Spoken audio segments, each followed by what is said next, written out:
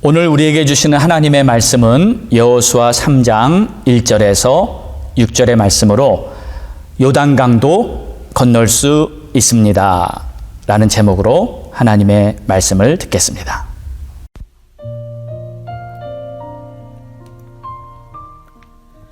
또 여호수아가 아침에 일찍 일어나서 그와 모든 이스라엘 자손들과 더불어 시뜸에서 떠나 요단에 이르러 건너가기 전에 거기서 유숙하니라. 사흘 후에 관리들이 진중으로 두루다니며 백성에게 명령하여 이르되 너희는 레위 사람 제사장들이 너희 하나님 여호와의 언약궤 매는 것을 보거든 너희가 있는 곳을 떠나 그 뒤를 따르라. 그러나 너희와 그 사이 거리가 2000규빗쯤 되게 하고 그것에 가까이 하지는 말라. 그리하면 너희가 행할 길을 알리니 너희가 이전에 이 길을 지나보지 못하였음이니라 하니라. 여호수아가 또 백성에게 이르되 너희는 자신을 성결하게 하라. 여호와께서 내일 너희 가운데에 기이한 일들을 행하시리라. 여호수아가 또 제사장들에게 말하여 이르되 언약궤를 메고 백성에 앞서 건너라 하매 곧 언약궤를 메고 백성에 앞서 나아가니라. 할렐루야. 우리 사랑하는 성도님들 심령마다 오늘도 하나님이 주시는 그 말씀이 우리 영혼의 힘이 되고 또 소망이 되고 또 모든 상황을 이기는 능력이 될 수 있기를 주의 이름으로 축원합니다. 우리는 로마서 8장을 통해서 그리스도 예수 안에 있는 하나님의 사랑이 이 세상의 어떤 환경이나 피조물도 그 사랑을 끊을 수 없다는 그 놀라운 하나님의 선언을 우리는 다시 한번 깨달았습니다. 그리고 그 사랑 안에서 확신을 가지고 믿음 생활을 해나가라고 우리 주님의 그 음성을 우리 모두 심령에 받았습니다. 자, 이제 하나님의 사랑 안에서 확신을 갖고 산다는 것은 구체적으로 주님과 동행하는 삶이라는 것을 우리는 여호수아서를 통해서 하나씩 깨달아가고 있습니다. 자, 오늘도 여호수아 3장에서 이 주님과 동행하는 삶이 어떤 하나님의 역사를 경험하게 되는지, 특별히 요단강을 만났어도 그 요단강을 무사히 잘 건널 수 있다는 그러한 내용을 통해서 다시 한번 우리 모두의 마음속에 주님과 동행하는 그러한 믿음의 삶이 구체적으로 경험되어지는 축복이 있기를 간절히 소망합니다. 자, 오늘 말씀을 통해서 우리의 믿음이 다시 한번 주님과 동행하는 그 기쁨과 그 역동적인 역사를 경험하는 것인데, 우리의 신앙이 혹시 그냥 율법적인 신앙으로 묶여 있으면 안 됩니다. 여러분, 율법적인 신앙이라는 것은 분명한 기준과 또 흔들림이 없는 믿음을 갖는 그러한 장점은 있지만 생동감이 있는 주님과의 동행은 경험하기 어렵습니다. 자, 신앙은 분명히 생각에서 시작합니다. 그래서 우리가 하나님에 대해서 어떠한 생각을 가지고 있느냐가 바로 신앙심입니다. 그런데 하나님께서는 지금도 변함없이 기적을 일으키시고 지금도 변함없이 놀라운 능력을 보여주실 수 있고 성경에 기록된 대로 우리의 삶을 구체적으로 인도해 가고 계시는데 그것을 우리가 경험해 봐야 합니다. 그래서 엄밀히 따져보면 여러분, 신앙심과 신앙생활과는 조금 차이가 있습니다. 아무리 신앙심이 좋아도 만약에 그 신앙심이 행함으로 말미암은 믿음으로 나타나지 않는다면 그것은 사실 그냥 마음속에 있는 생각에 불과합니다. 그래서 마음은 원이로되, 마음은 원인데 현실을 믿음으로 살아내지 못하는 그러한 안타까운 모습이 있는 것이죠. 그래서 자신의 삶에는 아무런 변화를 경험하지 못하는 그러한 성도님들이 계신 거예요. 말씀도 읽고 기도도 해야지 하는 마음은 간절한데 막상 현실의 삶 속에서는 하나님의 말씀을 읽고 묵상하는 것이 참 안 되고, 기도도 그저 식사할 때 1분 잠깐 기도하는 것으로 기도가 전부인 그러한 성도들이 사실 많이 있습니다. 믿음 생활을 통해서 하나님의 은혜와 기쁨을 마음껏 누려야 하는데 그러한 하나님과 동행하는 그러한 축복을 경험하지 못하는 거죠. 단지 신앙심만 마음에 있는 것입니다. 자, 그래서 우리는 이 여호수아서를 통해서 주님과 동행하는 그 역동적인 신앙생활로 저는 여러분을 초대하기를 원합니다. 오늘도 말씀을 통해서 우리 모두가 더 한 걸음 주님과 가까이 주님과 동행하면서 하나님의 안에 담겨있는 많은 영적인 보화들을 발견하고 하나님과 함께 동행하는 축복과 영광을 누리게 되시기를 주의 이름으로 축원합니다. 자, 그래서 저는 이렇게 고백하고 싶어요. 우리 다 함께 한 번 더 따라해 볼까요? 신앙생활은 주님과 동행하는 삶이다. 아멘. 만약에 주님과 동행함이 없이 신앙생활을 하는 부분이 있다면 사실 그것은 마른 신앙생활이지만 모래성과 같은 것입니다. 주님과 동행함이 없는 열심, 주님과 동행함이 없는 위대한 업적, 심지어 주님과 동행함이 없는 어떠한 주의 일, 사역을 한다 할지라도 그것이 주님과 동행이 없으면 모래성에 불과한 거예요. 여러분, 우리는 지금 이 때와 시기를 잘 분별할 줄 알아야 합니다.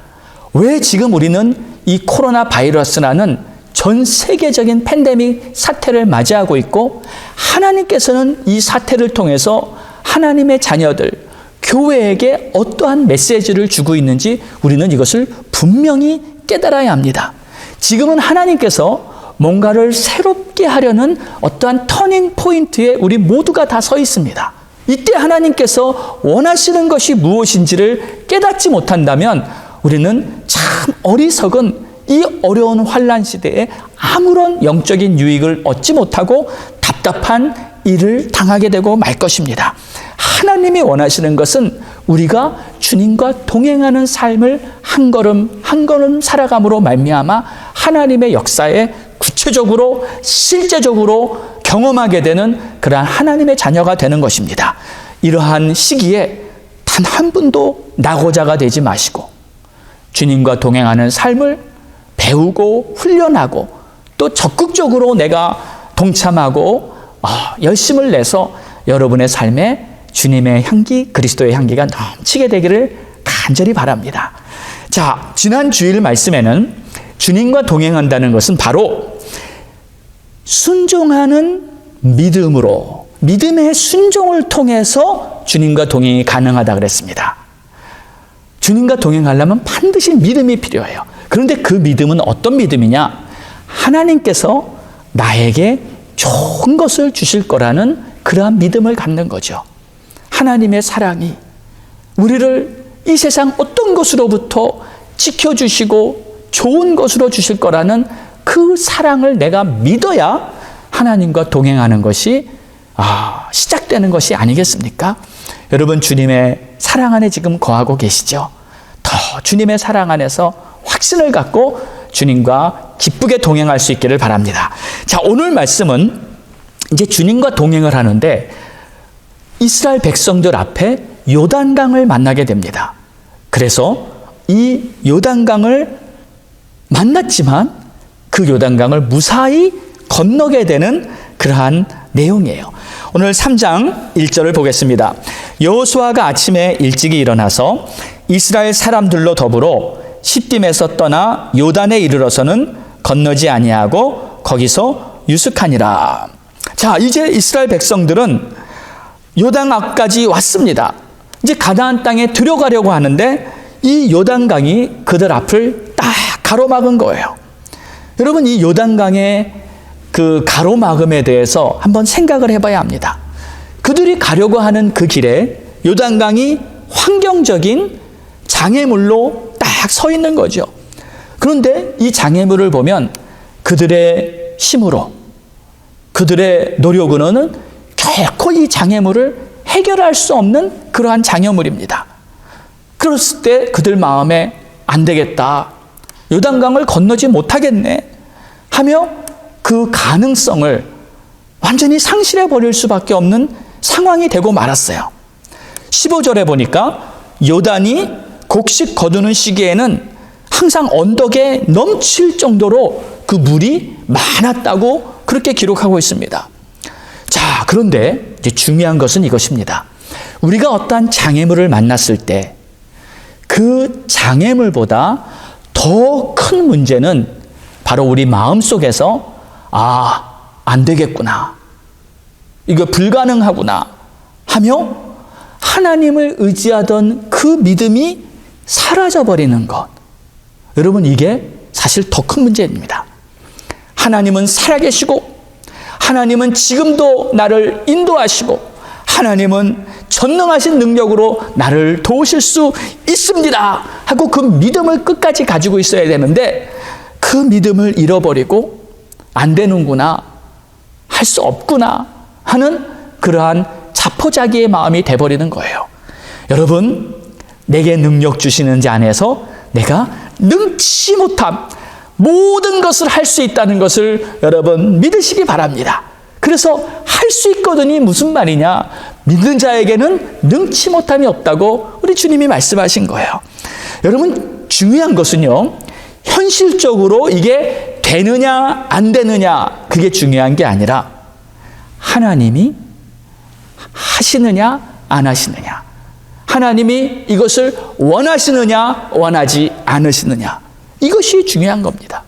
하나님이 원하신다면 어떠한 장애물, 어떠한 문제가 있다 할지라도 이미 하나님이 이스라엘 백성들에게 가나안 땅을 내가 너희에게 주노니 그 땅을 밟으라, 다 너희 것이 될 것이라 하고 하나님이 원하셔서 그들을 그 가나안 땅으로 보내셨는데 왜 이 요단강이 하나님의 계획을 막을 수 있겠습니까? 절대 그것은 가능한 일이 아니죠. 이스라엘 백성들은 하나님이 원하시는 그 계획을 따르기 때문에 결국 요단강을 건널 수가 있는 것이죠. 자, 오늘 요단강의 이야기는 바로 그것을 말하고 있는 것입니다. 어떠한 불가능한 문제를 만난다 할지라도 하나님이 원하시는 뜻만 있다면 그 모든 문제를 해결할 수 있는 거예요. 근데 그 주님의 인도함을 받는 비결이 무엇일까요? 그것은 바로 기도입니다. 기도를 하면 주님의 인도함을 받는 길이 열리게 되는 것입니다. 자, 여러분, 기도하시면서 하나님의 인도하심을 항상 잘 받게 되시기를 축원합니다.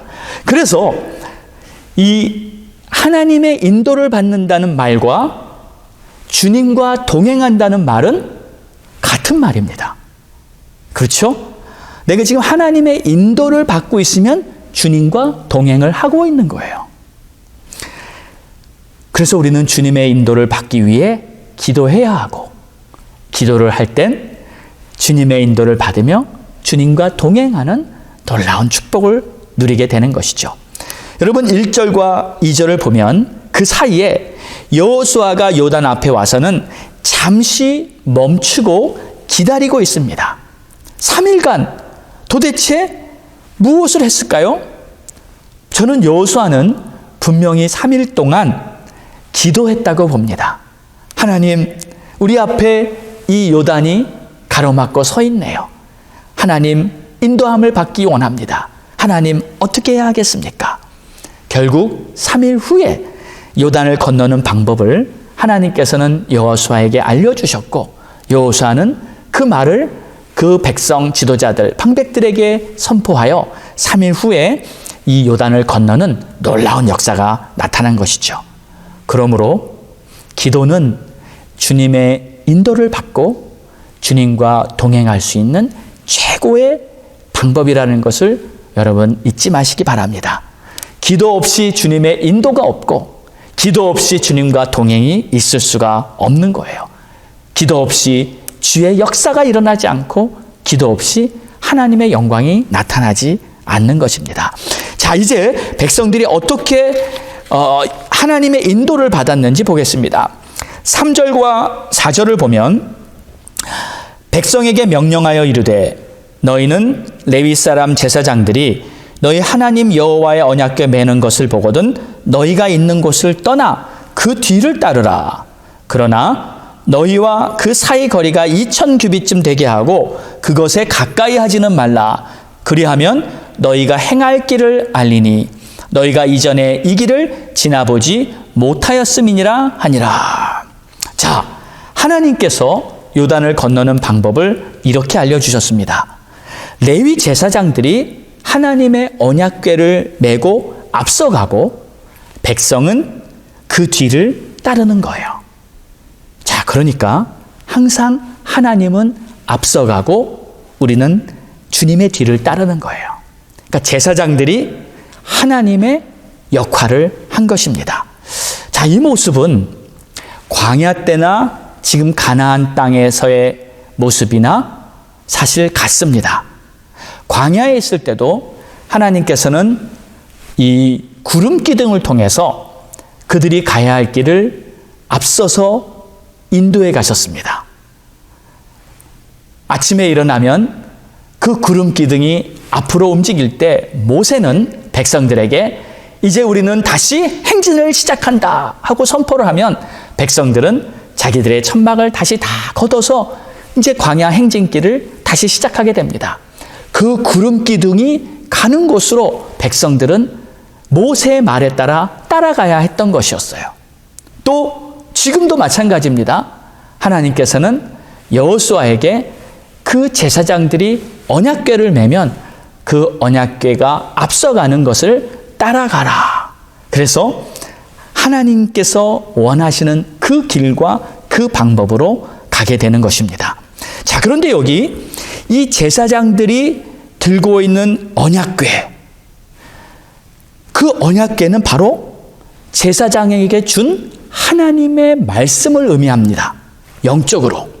그래서 하나님께서는 제사장들에게 하나님의 말씀을 허락해 주시고 백성들이 그 말씀을 따라가기를 원하는 것이죠. 자, 여기서 정말 중요한 것은 하나님이 항상 앞서 가신다는 거예요. 하나님이 먼저 가시는 거예요.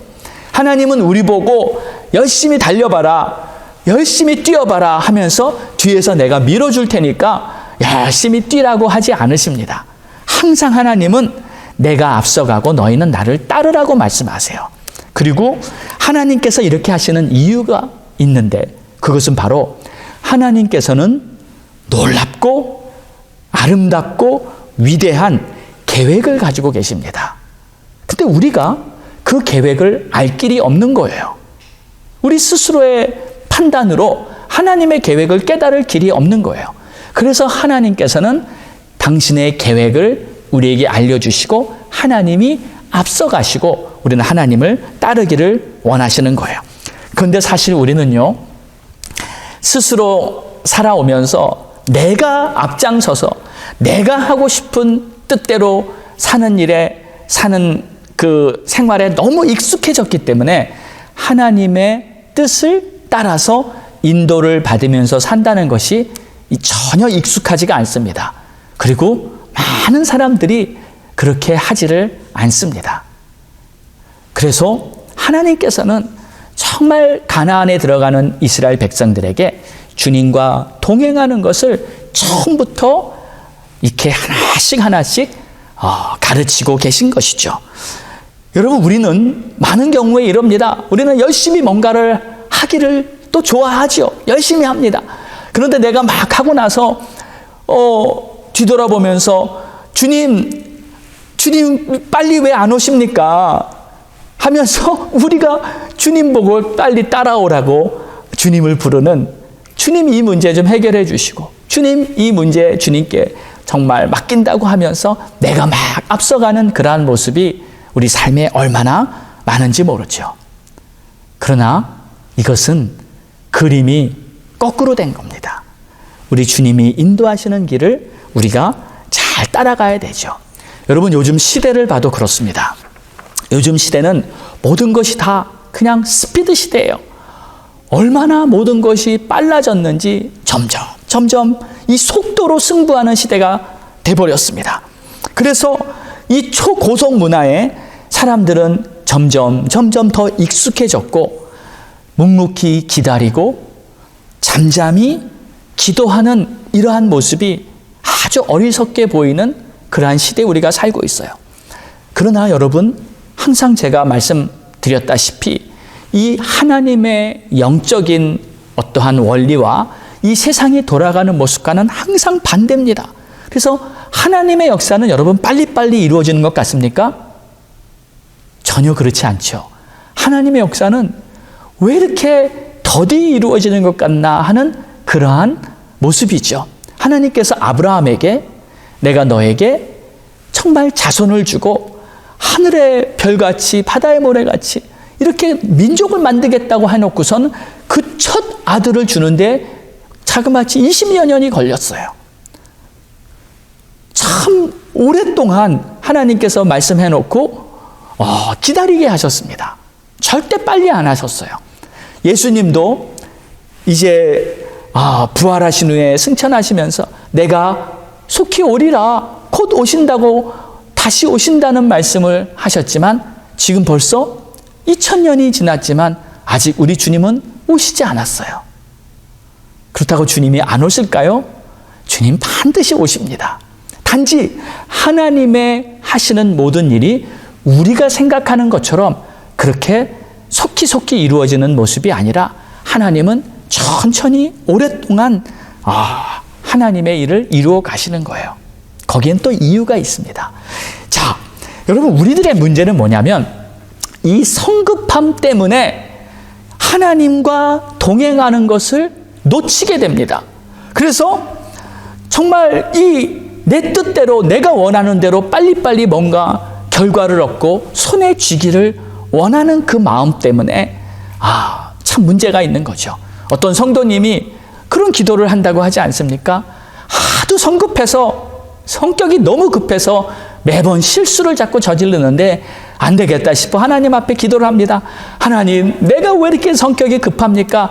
나의 성급함 좀 해결해 주세요. 하나님, 근데 그렇게 기도하면서 하나님 빨리 좀 이 성급함 고쳐달라고 하나님께 재촉하는 그러한 참 모순된 기도하는 모습을 참 보게 되지 않습니까? 우리 사랑하는 성도 여러분, 우리의 성급함이 때로는 하나님과 동행함을 가로막는다는 것을 여러분 꼭 기억하십시오.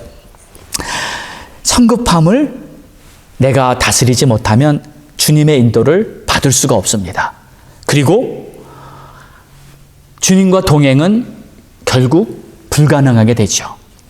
여러분, 조금 늦게 가는 것이 창피한 것이 아니고 조금 늦게 간다고 실패하는 것이 결코 아닙니다. 사막을 횡단하는 낙타가 그렇게 천천히 가기 때문에 결국 사막을 다 완주한다는 그런 말이 있지 않습니까?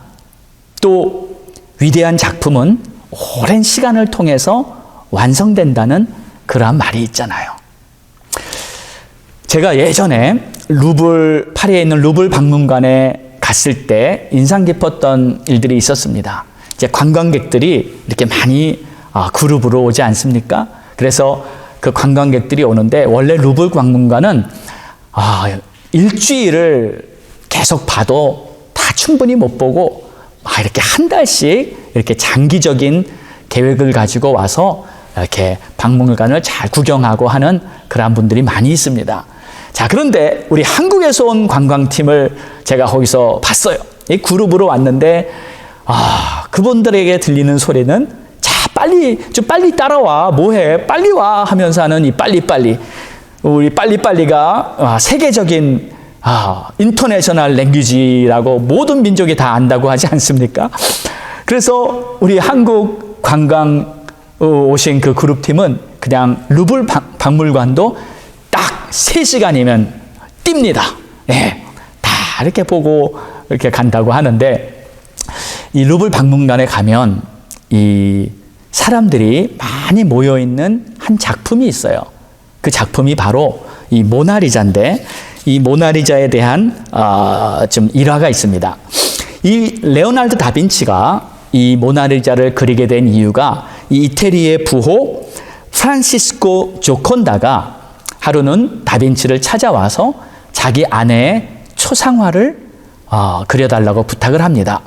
그러면서 한 달 정도면 되겠습니까? 그때 다빈치가 아무 대답을 안 합니다. 그랬을 때 그 조콘다가 그러면 내가 1년을 드릴 테니까 좀 초상화를 잘 그려주십시오 했더니 다빈치가 이렇게 말했어요. 그것은 그냥 저에게 맡겨주십시오. 그리고 다빈치는 이제 초상화를 그리기 시작했습니다. 그런데 그 초상화를 그리는데 자그마치 4년이 걸렸어요. 그래서 4년 후에 다빈치는 조콘다를 불러서 이제 초상화가 여기 있습니다 하면서 건네주면서 하는 말이, 그런데 사실 아직 미완성인 것 같습니다 하고 말을 하더랍니다.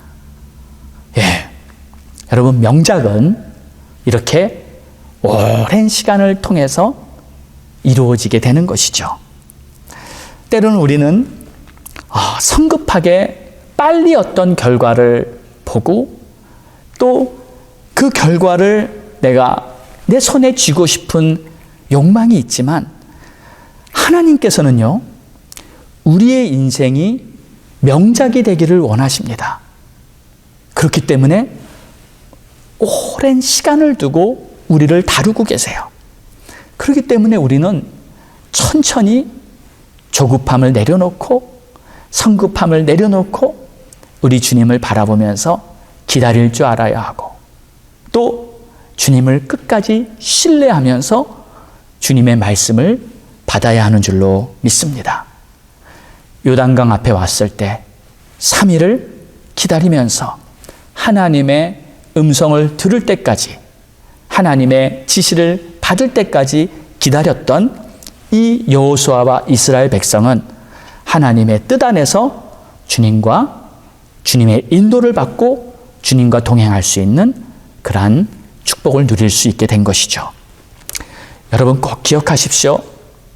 만약에 내가 앞서가면 주님과 동행할 수 없습니다. 여호수아가 이렇게 사흘 동안 기다렸던 그것은 자신이 하나님을 앞서갈 수 없었기 때문인 것이죠. 주님과 동행한다는 것이 결코 막연한 일은 아니에요. 구체적으로 백성들이 어떻게 따랐는지 하나님이 말씀해 주신 내용을 우리 한번 보겠습니다. 4절을 보면 하나님께서 너희와 그 사이 거리가 2000규빗쯤 되게 하고 그것에 가까이 하지는 말라. 그리하면 너희가 행할 길을 알리니 너희가 이전에 이 길을 지나보지 못하였음이니라 하니라. 자, 제사장들과 백성들과의 거리를 2000규빗을 정도의 거리를 정해 주었습니다. 여러분, 이 거리를 잘 지키면서 따르라는 말은 무슨 뜻인가요? 그것은 바로 그 제사장들이 맨 언약궤를 계속 바라보면서 속도가 이렇게 맞아야 된다는 뜻 아니겠습니까? 딴청하면 안 되죠. 한눈 팔면 금세 이 속도가 달라지기 때문에 거리에 차이가 생길 수밖에 없지 않겠습니까? 그렇다면 딱 한 가지예요. 제사장의 언약궤만 집중해서 바라보라는 겁니다. 한눈 팔지 말고. 제사장이 맨 그 언약궤, 그 언약궤를 따라야 요단을 건너게 되는 것입니다. 이것에 조금 더 의미를 깊이 부여해 본다면 바로 제사장이 맨 언약궤는 하나님께서 제사장들에게 주신 하나님의 말씀입니다. 하나님께서 제사장들에게 주신 그 말씀을 바라보면서 그 말씀을 따라서 걸어갈 때 그 앞에 놓인 요단강이라는 장애물도 무사히 건널 수 있는 하나님의 이 역사를 보여주신 것이죠. 자, 그래서 우리는요, 이 말씀을 우리에게도 한번 적용해 볼 필요가 있습니다. 우리가 예배를 드리면서 하나님께서 주시는 말씀이 바로 우리의 예배를 통해서도 하나님이 나에게 주시는 그 말씀과 동일한 거예요. 다시 말해서 목사님이 오늘 설교를 하는 것이 사실 목사님의 설교가 잘하고 못하고 이 문제가 아닙니다. 이 차원이 아닙니다. 목사님의 이 설교가 혹시 잘 못해도 그 안에서 하나님의 말씀을 들을 수 있는 그러한 귀가 여러분에게 열리시기 바랍니다.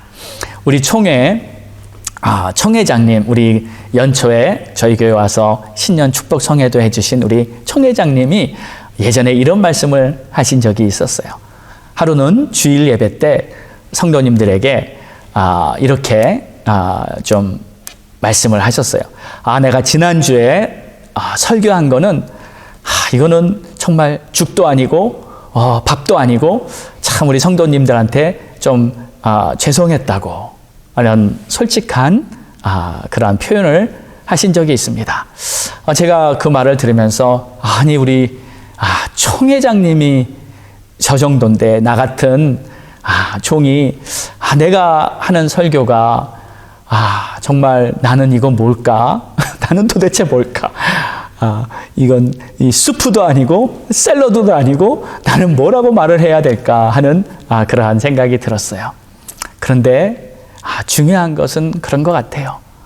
목사가 설교를 준비하고 목사가 강단에서 말씀을 선포하지만 이 목사의 말이 아니라 사람의 말이 아니라 그 목사의 말 속에 담겨있는 하나님의 음성을 우리 성도님들이 들을 수 있을 때 그때 우리 모든 교회 성도님들 삶 속에는 하나님이 부어주시는 놀라운 은혜가 분명히 있을 것입니다.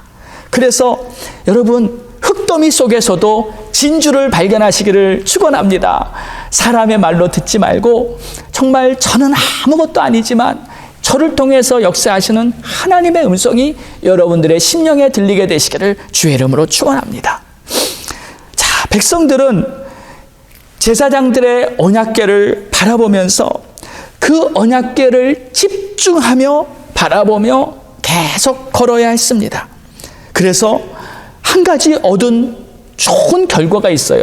여러분 그것은 뭐냐면 여러분 계속 집중해서 바라보면 믿음을 계속 지킬 수가 있습니다. 우리가 믿음을 잃을 때가 있어요. 그것은 언제냐면 내가 한눈을 팔 때, 환경을 바라보며 환경에 눌릴 때 나도 모르는 사이에 믿음을 소멸케 됩니다. 여러분 무리를 걸었던 베드로 기억하시잖아요. 정말 베드로는 다른 제자들보다 정말 예수님을 바라보면서 순간 믿음이 생겨서 주여 나도 무리로 걸어오라 하소서 하고 정말 자신도 예수님과 똑같이 무리를 걷는 놀라운 경험을 했습니다. 그런데 주님을 계속 바라보면서 걸어야 되는데 갑자기 옆에 풍랑이 거세게 이는 모습을 보면서 잠시 자기의 눈을 그 풍랑으로 돌렸어요. 그런데 그 순간 베드로의 마음에는 겁이 생겼고 두려움이 생겼고 그 순간 자기도 모르는 사이에 믿음을 잃어버리고 물에 빠지게 됩니다. 그 물에 빠진 베드로를 우리 주님이 건져주시면서 이 믿음이 적은 자여 왜 의심하였느냐 하고 말했어요. 왜 믿음이 갑자기 적어졌을까요? 조금 전까지만 해도 주님을 바라보면서 믿음으로 무리를 걸었던 그 베드로가 왜 단 몇 초 후에 그 믿음을 상실해 버렸을까요? 그것은 바로 내 주위에서 계속 일어나고 있는 그 풍랑을 봤을 때 자기도 모르는 사이에 믿음이 상실되고 말았던 것입니다. 우리 사랑하는 성도 여러분, 이 집중해서 주님을 바라보는 것은 훈련이 필요합니다. 그것은 하나님의 말씀, 하나님의 뜻을 내가 놓치지 않으려는 간절한 마음을 가지고 지속적인 훈련을 할 때 여러분은 어떠한 환경이, 어떠한 상황이 나를 힘들게 한다 할지라도 반드시 모든 것을 이겨내고 승리하는 그러한 주님의 자녀가 될 줄 믿습니다. 우리 사랑하는 성도 여러분, 여러분은 주님께 요즘 집중이 잘 되고 계십니까? 그리고 여러분의 삶에 정말 주님과 동행하는 그러한 기쁨을 누리고 계십니까? 우리 모두는 사실 집중하는 훈련이 많이 필요합니다. 초대 교부 시절에 어느 수도사가 이런 말을 했습니다. 만약에 여러분 중에 이 주기도문을 처음부터 끝까지 한번 쭉 이렇게 묵상하는데 그 사이에 단 한 번이라도 잡념을 갖지 않는다면 여러분은 굉장히 영적으로 성숙한 분입니다. 무슨 말인가요? 사실 주기도문 그렇게 길지 않지 않습니까? 그 짧은 주기도문을 한번 하는데도 내 마음속에 계속 사람들의 마음에는 잡념이 들어온다는 뜻이죠. 집중이 잘 안 된다는 뜻이죠. 그렇기 때문에 우리에게는 집중하는 훈련이 필요합니다. 저는 오늘 여러분에게 집중하는 훈련 한 가지를 제안해 드리고 싶어요. 여러분, 하루가 시작될 때 하나님의 말씀을 피시고 하나님의 말씀을 읽으시죠? 꼭 하루에 한 구절씩, 짧은 구절이라도 여러분의 마음에 오는 하나님의 말씀을 꼭 암송하시기 바랍니다. 그 말씀을 하루 종일 생각하시며 자꾸 여러분의 입에서 선포하시면서 암송하십시오. 여러분이 암송할 때 여러분은 계속 하나님의 말씀 앞에 집중하는 훈련을 하게 됩니다. 저는 하루에 두세 번씩 하나님의 말씀을 계속 암송합니다. 그 암송을 통해서 하나님의 능력이, 하나님의 임재가 제 삶 속에서 경험되어지는 그러한 귀한 은혜를 누리고 있죠. 여러분도 꼭 이렇게 아침에 일어나서 성경 한 구절을 암송하시고 또 쉬는 시간에 또 한번 이렇게 암송하시고 걸어 다니실 때나 운전하실 때나 자꾸 그 말씀을 끄집어내서 여러분이 암송하고 묵상하고 선포하고 할 때 여러분의 마음이 계속 주님께 더욱 집중되는 그러한 축복을 누릴 수 있게 될 것입니다. 말씀을 정리하겠습니다. 우리가 주님과 동행하는 비결은 정말 주님의 인도를 받는 것인데 우리 앞에 요단강 같은 그러한 장애물이 나타날 때에도 내가 성급하게 앞서가지 말고요. 주님을 기다리기 위해, 주님의 뜻을 알기 위해 기도하고, 그리고 내가 그 가는 길에 주님께 더욱 집중하기 위해서 힘을 쓴다면 우리는 계속 주님과 동행하는 복된 삶을 누리게 될 줄 믿습니다. 기도하겠습니다. 좋으신 아버지 하나님, 오늘도 주님 앞에 감사와 찬송을 돌리며 하나님께 정말 우리를 위해서 이 땅에 예수 그리스도가 오시고 또 성령이 우리 안에 내주하시며 우리가 이 광야 같은 험한 세상을 살아가면서도 주님과 동행할 수 있는 놀라운 은총을 주심을 감사합니다. 주님, 우리의 마음이 때로 많이 성급합니다.